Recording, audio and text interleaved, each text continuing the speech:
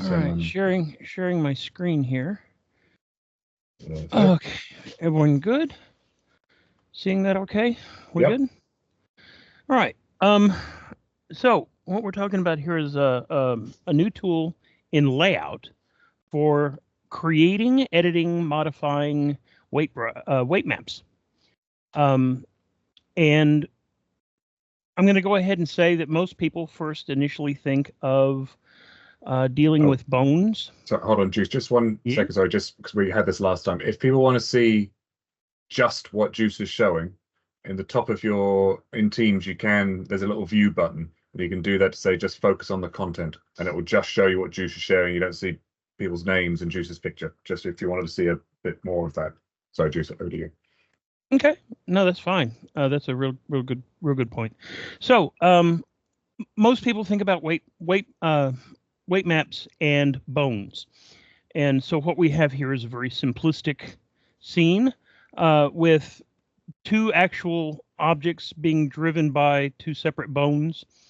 But what we're wanting to do here is to help modify and change the weight map associated with each bone as we're dealing.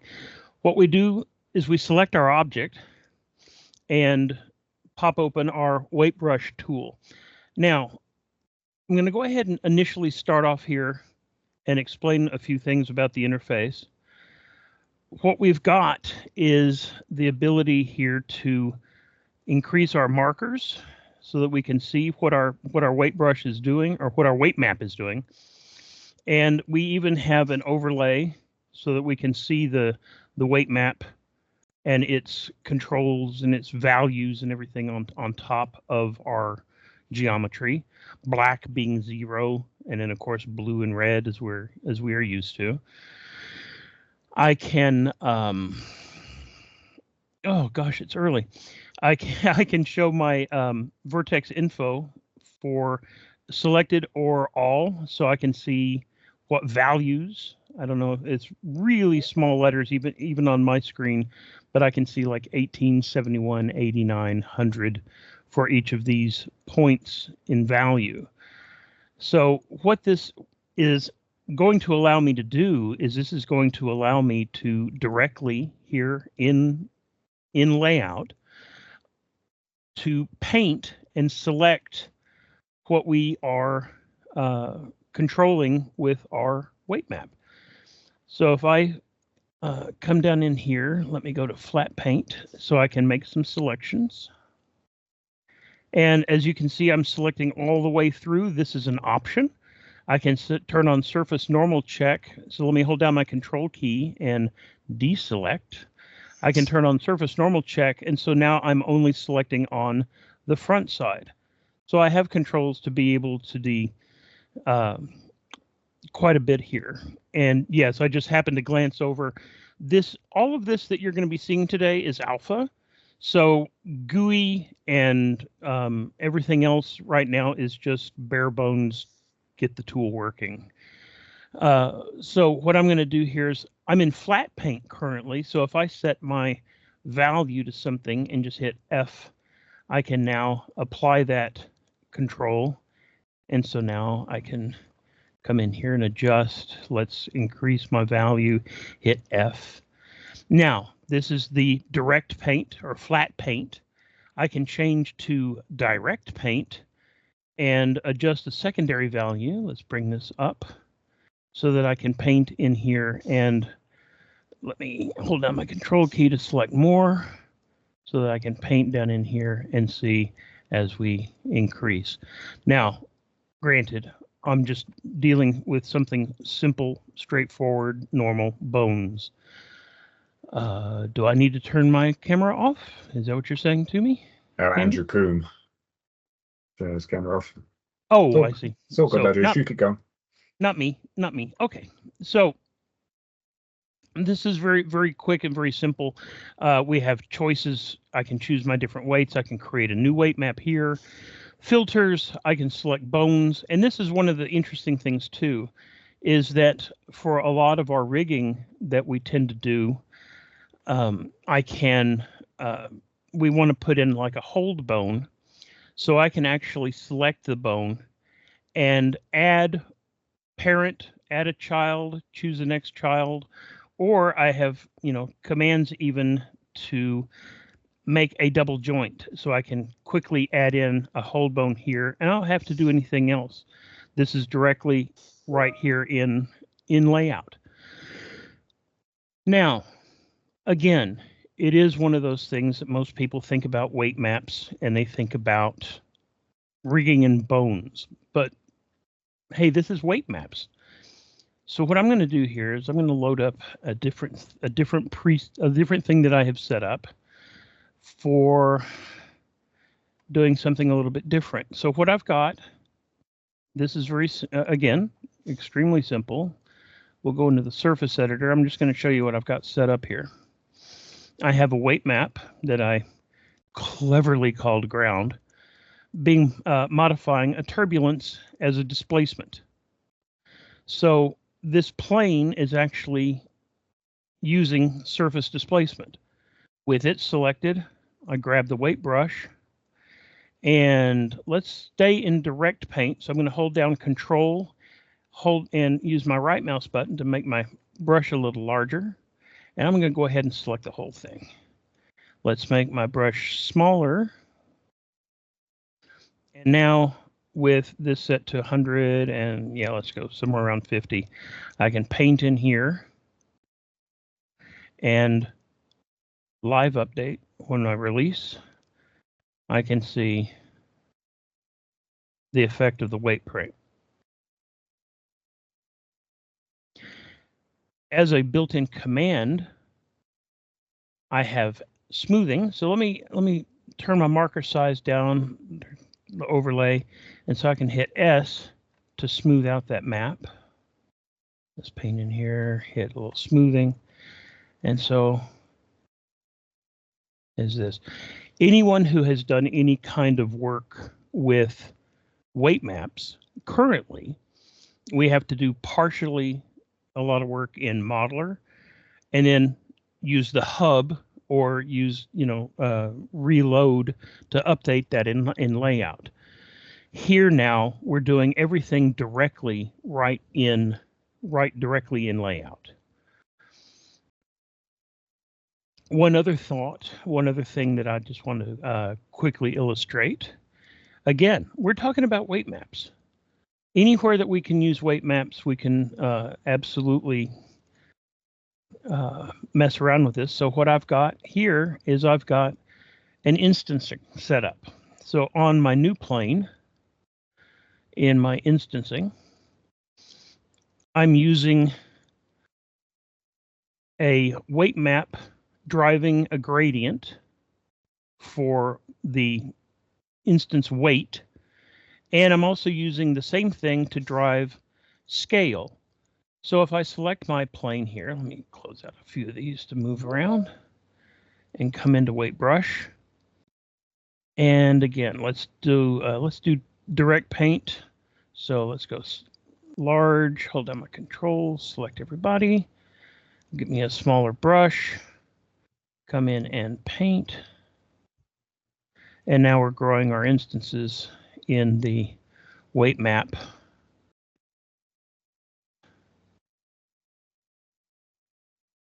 It's driving not only the placement, but the scale, the everything else. So really this tool, and I'm only touching on a portion. We have a lot of different controls over different paint modes, using different gradients and nodes, filtering. If I deselect here, if I clear my selection and then select Innovate, I have expanding, contracting, so that I can select in here, expand a little bit, and then let's smooth it. Everything really is just right here at your fingertips, and I'm having more fun playing with this because it is one of those things that in the past, dealing with drive texturing, it's a weight map. So yes, I can absolutely drive surfacing. So if I open this ground plane here, bring in the weight map. So we'll pull up my instance weight map and let's do a gradient. Use that as the input. We'll do a couple of things here. Let's go to white.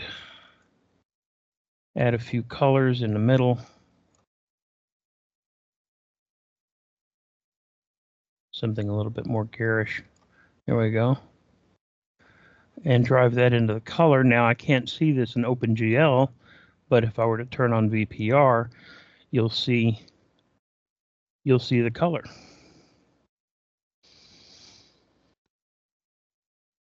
And yes, the instancing, but what we're talking about here is just the ability to paint and use weight maps and edit weight maps in layout as you go.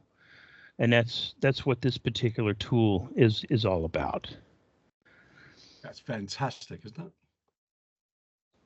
it? It's a lot of fun. You just kind of it really brings forward a tool set that we've had for years. Weight maps have been around, and we've had them in Lightwave forever, it seems, but it's always been a difficulty in order to really tweak or adjust or modify or create a new one or anything. And this tool, bringing it to the forefront in layout directly, to me is a game changer for a number of things, because I just wouldn't, I knew that I could do certain things with weight maps, but then I would remember how it is to work with them, and I would figure out some other way to do it. I think you know what I mean? Do you remember when we were talking about putting the instance brush in? Part of the reason why we put the instance brush in, obviously, it's the better way to do things, and it's proved to be hugely successful. But part of that was the whole thing before that of having to go to modeler, do your weight map, go back, then go back to modeler. It just ended up being a kerfuffle. So this gives you the best of both worlds. You now got the ability to have, instancing, as you know, with just brushing on any surface, but also the intricacy of being able to do it with a very specific weight map, and have an unbelievable control system for that weight map available at your fingertips, and it's easy to use and it's fast to use. The interface does take a bit of learning, I would say, but I would argue too that yes, this interface is extremely utilitarian. You can use it. It's not the but it's alpha. Give us a chance to to improve on it. Yeah, that's the plan, to make it, to improve on it. And also a lot of these things will be available as commands and drivable by scripts. So that's another thing. So they can't be in the main menu, but that's still a work in progress too. So can I just mention another thing? And it is on the correct list, as opposed to the I can't mention it list. But the obviously that brush is part of a ongoing brush system we're going to be working on, and actually in the 2024 one will be the displacement brush as well. So you'll have even more flexibility by the time we release 2024, and it is again, I can just only say part of an ongoing brush system that will be developed going forward, very much so. So yeah, that's so cool. And Andrew, this actually is this is a subdivision surface. Yeah. Andrew Coombe asked if it worked correctly with subdivision. This particular plane is subdivided. Yeah. Hughes, Carl Yes. has a question. He wants to know if let me go back to it. Can the weight brush subtract from one or more weights while adding to another, keeping the values normalized?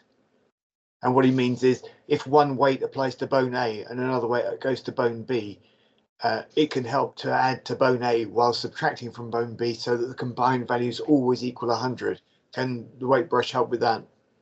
I will say that I don't know. That hasn't come up.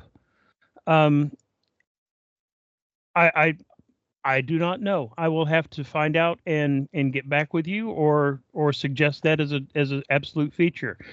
I did see Kevin asked, do you have to create in Modeler? No, I can create the weight map in Layout and then save the object, and it keeps that weight. So you can create the weight map in Layout. You don't have to create the weight map in Modeler first.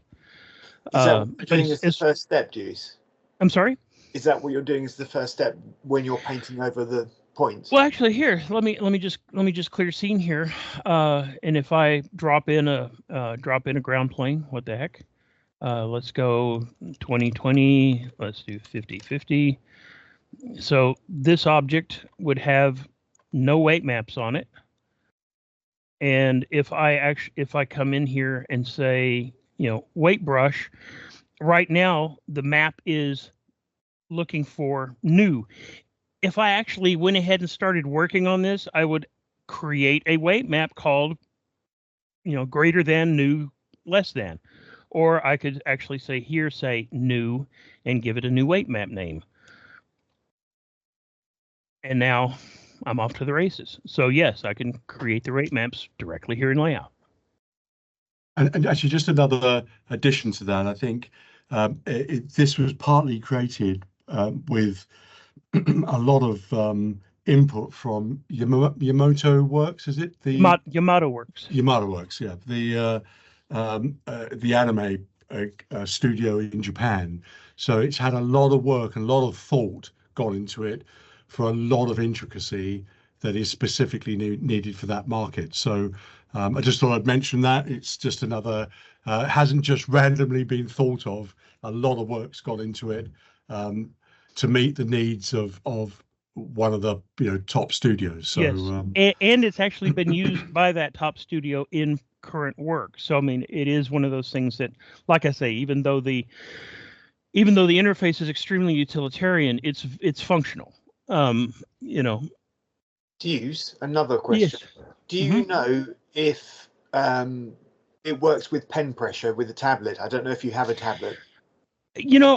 I have a tablet, but it's not hooked up, and I do not know the answer to that. I do not know if it picks up pen pressure.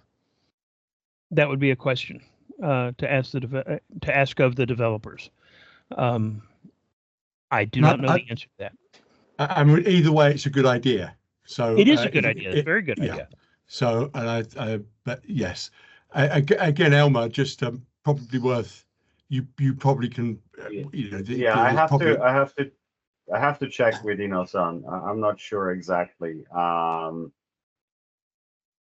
the top of my head, I don't use a tablet myself, so I'm. I have a tablet. I don't have a build. Cool. Touch screen. I don't actually. Oh my goodness. So I'll go ahead here and stop sharing. But that is a quick look at an alpha version of our new weight brush tool. And yes, you can extrapolate. Go ahead and extrapolate. Giles, you might want to mute me, but yes, this is a start toward having a brush system in Layout. Mute.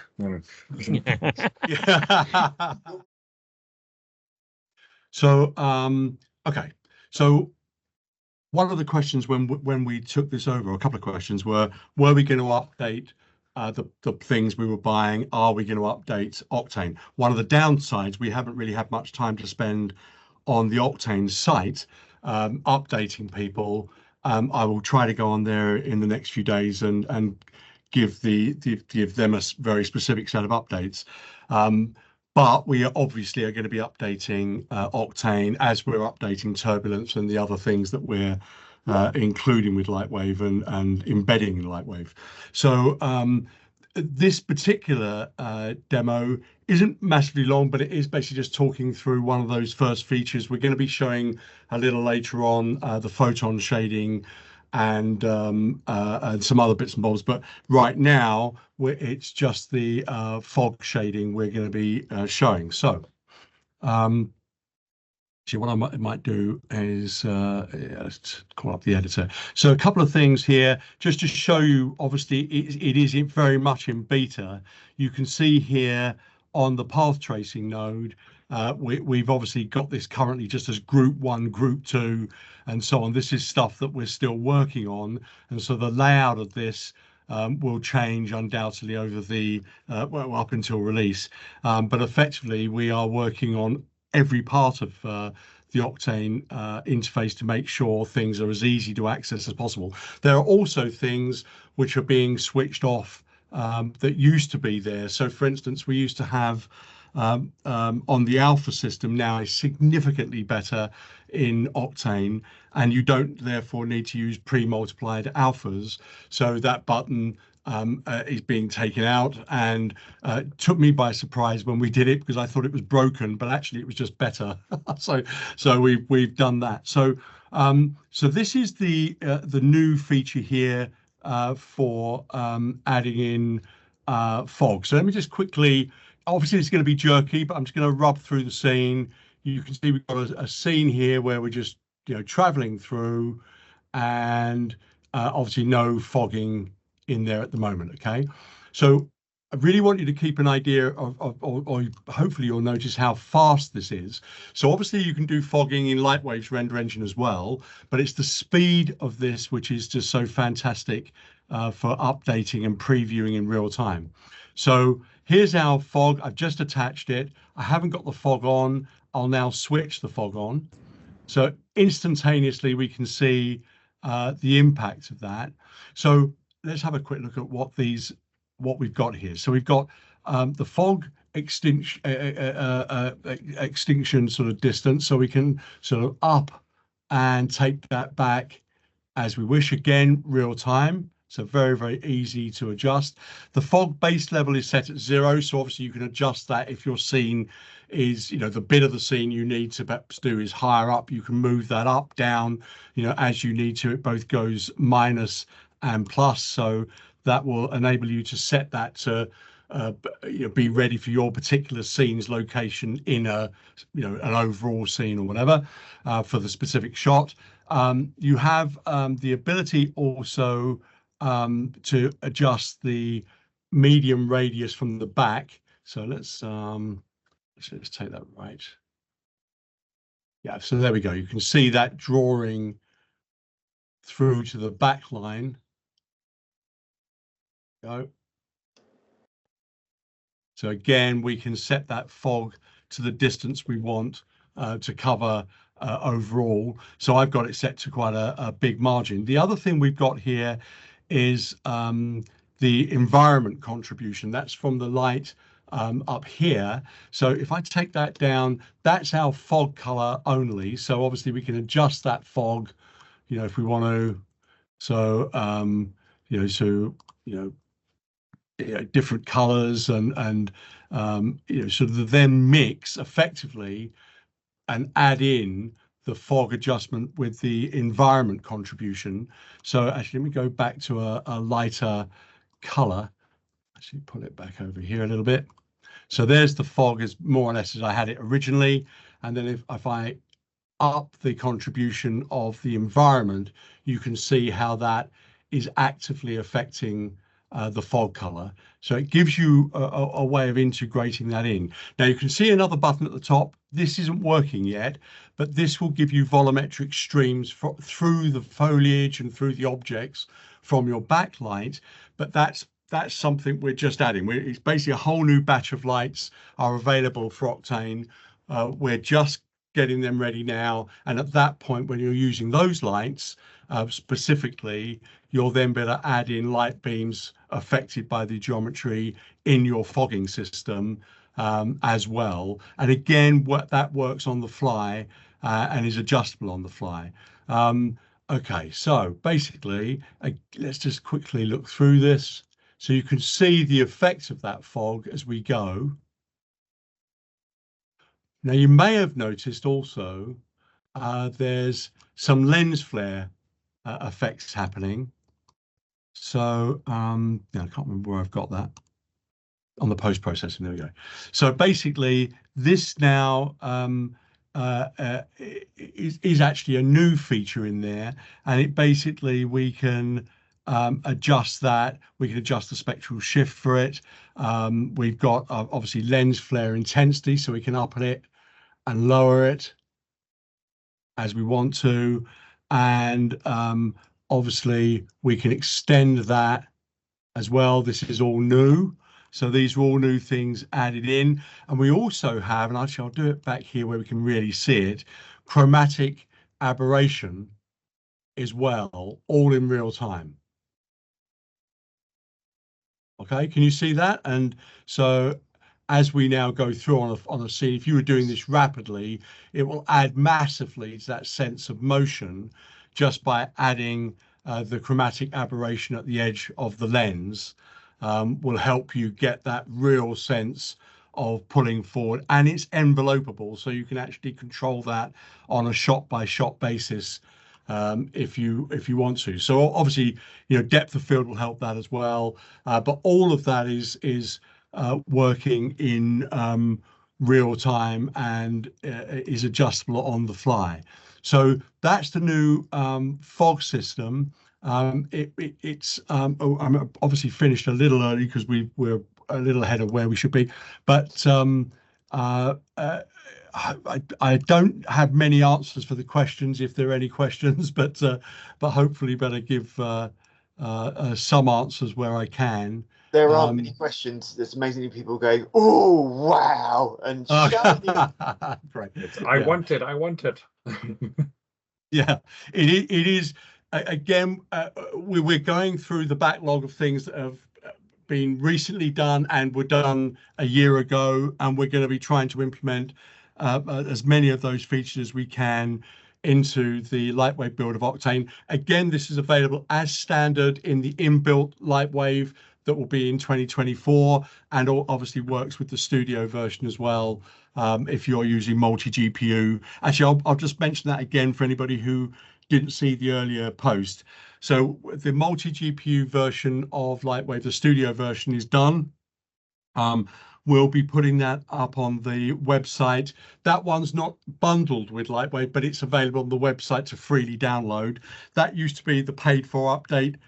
Used to have to buy that for the multi-GPU. We're including that and make that available for free for people. So all you need to do there is basically get your Octane license for multi-GPU, which you pay for with Octane, but the Lightwave bit of that you used to have to pay for, you no longer have to pay for. That's included and available for all Lightwave users if you have a multi-GPU license. And if you don't have a multi-GPU license, then everything works basically with the single GPU license. So although I've got up here in my preview window, it looks like I've got both my GPUs attached. Actually, it's only working with one of those GPUs. So it makes no difference to the speed if you've got two GPUs, but are working off the single license, it's only using one GPU. Yeah, sorry about that. What is your GPU you're using for this at the moment? So I've got I think a 3080 in this machine. I've got two 3080s, and in the other one, I think 3090s. So yeah, so it's I think we're up to 4090s now, and this summer I think they released the 50s. So I'm a generation behind. My apologies. so it works great, by the way, with the 2080 as well, and I probably would work with the old 1080 for those people who have that batch of cards. But obviously, the faster card, the better the GPU rendering is going to work. So yeah, so we're fully updating that. There was another question which someone has been asking about the single GPU license. So when you've got the single GPU license, which is included free with every Lightwave, there comes a point where it will ask you to update the license, but actually it's a self it's a self updating license. So just when it goes over the year, it will automatically update again for free. But it's a way of basically the Otoy guys keeping tabs of who's using multi GPU and those using the single GPU license, but also keeps a record of you so they can try to obviously update you to the multi GPU license if that's what you need. I can't recommend enough, if you've got the ability to add on a second GPU. So if your PC has a USB-C Thunderbolt connector out the back, and that has to be the Thunderbolt connector, you can add a breakout box with a GPU card, is the simplest way of doing it, and that will give you 2 GPUs. And basically what happens there, it sees both GPUs and but doesn't recognize the RAM in the second GPU, only the cores for processing, but works perfectly. If you put 2 GPUs in the same machine with the bridge, and I can't think what that, I think it's called a bridge. It's basically where you hard connect the 2 cards. Link. It then sees everything with those 2 cards and effectively treats them as one. So again, there's multiple ways of adding cards. And if you're lucky enough, I think you can even do up to 3 cards hardwired together at the same time. Sean will correct me if I'm wrong there, but I think that's the case. And obviously you can have a stack of GPU cards in a separate rack if you want to as well. So if you're a home user using 1 GPU, all good, it's going to work great. Obviously, if the more powerful the card, the better it's going to be. But obviously, if you can do it, if you're a small outfit trying to sort of be able to compete and get the render times down, cannot stress enough, it's great adding extra GPUs, and doing that update is well worth it.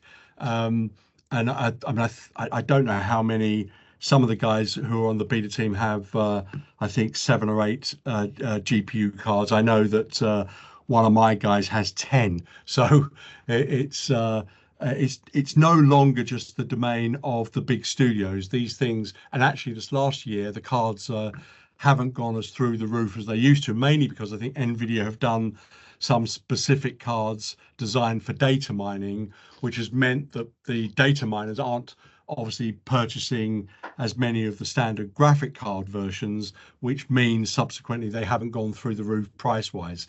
So I cannot stress it enough, would recommend if you're doing serious, heavy rendering, definitely worth getting further GPUs.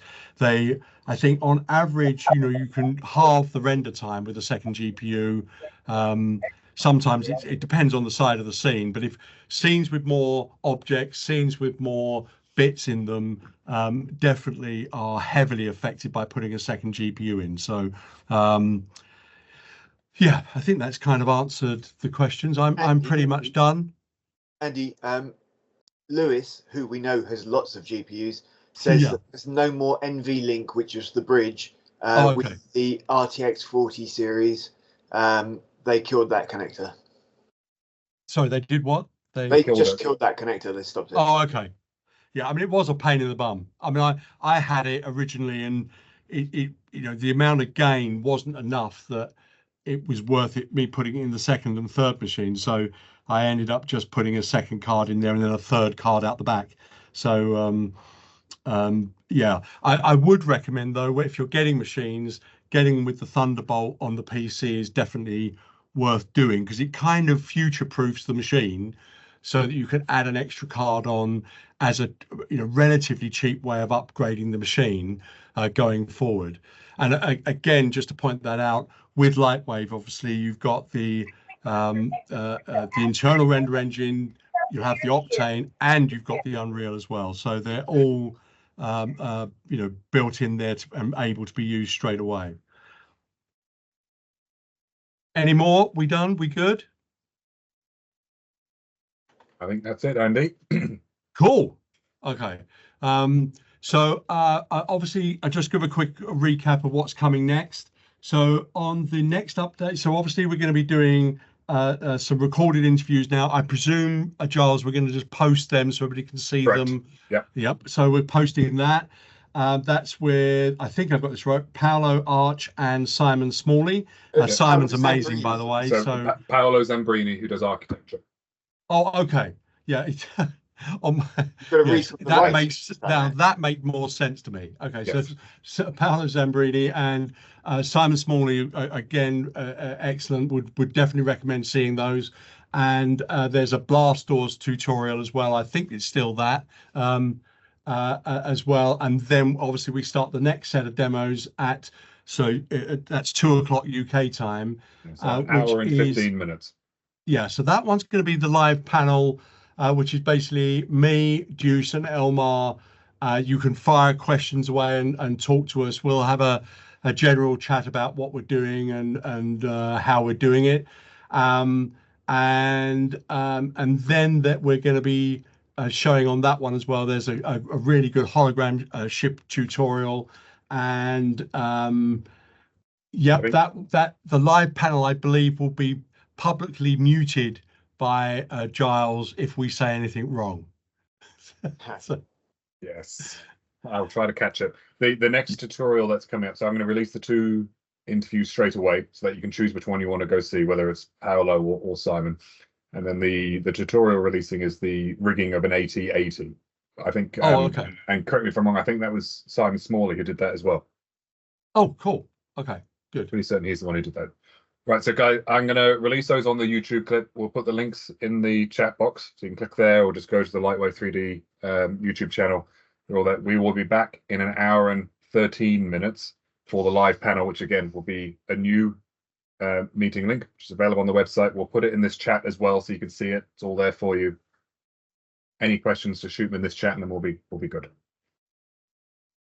Okay. Yes, good. Oh, by the way, probably worth mentioning, everything we're showing here is tied to 2024. So the Octane features will be in 2024. They won't obviously be working in 2023. But as someone also mentioned, I just quickly mentioned this.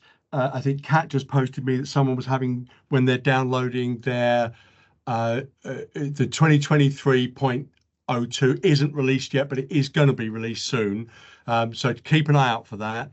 And if you've got problems getting hold of the 2023.01, obviously just let us know and we'll make sure you get the right link to that, because some people have been downloading and it's been the 2023.00 they've been getting. Bear in mind that 2023.01 is only for the Mac. Yeah. That's probably why. The current version for the PC is 2023.0.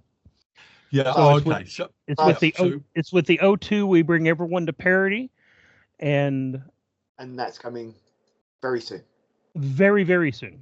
Yeah, actually, that makes total sense. I didn't quite get what Kat was saying. Of course, that is totally right. Then the Mac guys have had obviously been a little bit ahead for a while, and the next update is the parity update. That basically equals everything out for everybody. That's the first time in Lightwave history, isn't it? The Mac being ahead of PC. Yes. Yeah. and it's been ahead for about 9 weeks now, or 10 weeks. I don't know, quite a while. So yeah. That's all you ever get, though. Never again. Yeah. Well, you know that's yeah, that's. But it's been great, don't you think? Don't you think it's fantastic that we've got a Mac native version out there and a Mac Intel version out there, and they're ahead of the PC version? I love that, and I think it's fantastic that that's been the case. And Anyway, so it's great to finally give them some good news ahead of the PC. So I think that's a good thing. So the parity one, though, that hopefully from then on we'll be releasing both the Mac and the PC ones, within a week of each other every time. Don't know which way round that will always be, but they're basically being developed now in parallel. So all the YouTube videos for the interviews, so Paolo and Simon are now live. The links are in the chat, and the how to rig an AT-80 is there as well for you to watch. So as I said, we'll be back in an hour and 10 minutes on the next meeting link, which is session 3 on the webpage. When we get closer to that time, I'll post that meeting link for you in the chat here.